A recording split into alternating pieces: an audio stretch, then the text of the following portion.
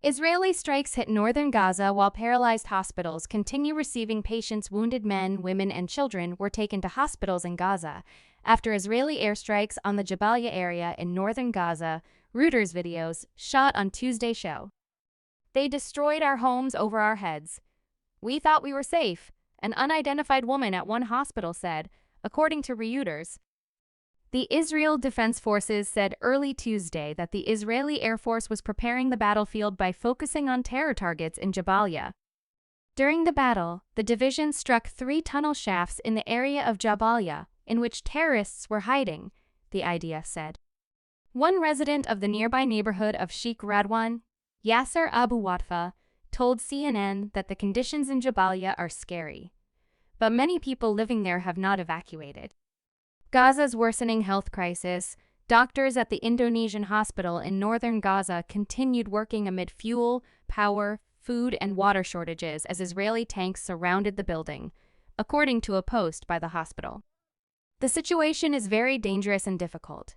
The occupation tanks and military vehicles and occupation soldiers are positioned in the vicinity of the Indonesian hospital and a state of fear and horror by the civilians in the hospital," journalist Anas al-Sharif, who was at the hospital, told CNN.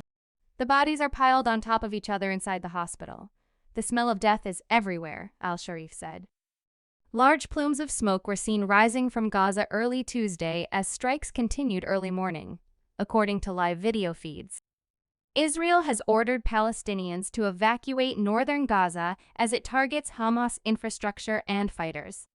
More on strikes in Gaza. The Palestine Red Crescent Society said on X, formerly Twitter, that 4 doctors were killed during Israeli shelling of Al-Ata Hospital, which is located in the Jabalia area. The hospital was being evacuated and wounded.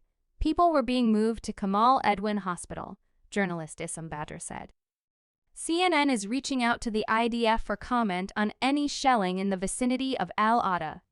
Ashraf al-Qadra, the spokesperson of the Hamas-run Gaza Ministry of Health, said that the health sector of the north completely collapsed. "The hospitals in northern Gaza are all completely closed, and there is no medical service that can be provided in the north," he said. In its latest update on the humanitarian situation in Gaza, the main United Nations agency in the Gaza Strip said that almost 1.7 million people have been displaced since October 7. The United Nations Relief and Works Agency for Palestine Refugees in the Near East said that 930,000 internally displaced people were sheltering in its premises across Gaza as of November 19. "The shelters are already severely overcrowded and have no more room for new arrivals," it said. The organization said the displacement of so many people was resulting in significant spread of diseases, including acute respiratory illness and diarrhea, instances of which have increased by 40% in the last 2 weeks. Heavy rain and limited access to water and sanitation in Gaza are also posing a serious threat of a mass disease outbreak among children, the United Nations Children's Fund warned Tuesday. "Let's be clear, the control of fuel and the access to water is to control whether thousands, perhaps tens of thousands of children live or die," UNICEF spokesperson James Elder told a press briefing in Geneva.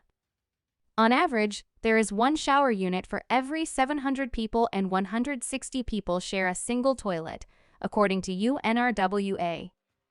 UNRWA also said it was told 120 liters of fuel would be allowed into Gaza every second day, but even that would only cover half of the critical daily requirement. Without more fuel, the agency said it would be forced to handle a reduced number of aid trucks carrying humanitarian aid crossing daily into Rafah, and large parts of Gaza would continue to be flooded with sewage, further increasing risks of disease. The agency also provided some other updates on its operations in Gaza. According to UNRWA, as of November 19, a total of 1,268 aid trucks had entered Gaza through the Rafah crossing. Of these, 200 were UNRWA trucks, carrying food, water, medical supplies, and other essential non-food items. At least 778 internally displaced people sheltering in UNRWA premises have been injured and at least 176 killed since 7 October.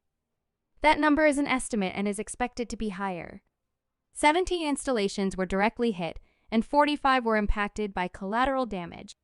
More than 100 UNRWA workers have been killed since the beginning of the war. At least half have been killed south of Wadi Gaza, in the area where Israel's military has told civilians to move. 9 out of 22 of its health centers are still operational in the middle and southern areas of Gaza. There are an estimated 50,000 pregnant women in Gaza, with more than 180 giving birth every day.